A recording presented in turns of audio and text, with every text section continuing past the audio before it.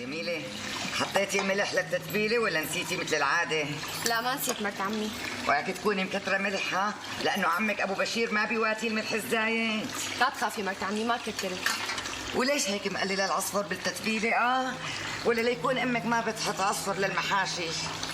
والله ما بتذكر إذا أمي كانت بتحط عصفر ولا ما بتحط. قولي على قامتي إن شاء الله. احفري كوسة احفري يلا. يبعت لي حمى، الظاهر نسيت الحفارة بالمطبخ. احركي روحي جيبيها بسرعة احركي.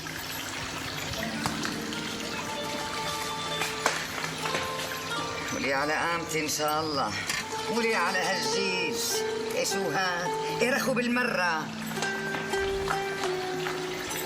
يلا جميلة يلا خفي ايدك تقبريني يلا. يلا بسم الله.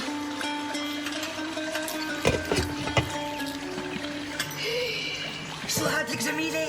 هيك امك معلمتك هيك يبعت لي حمى منك هاتي. والله صعب الحفر مرت عمي. ايه لفي يا برا انا بحفرهم امري لله هاتي. قولي على قامتي ان شاء الله.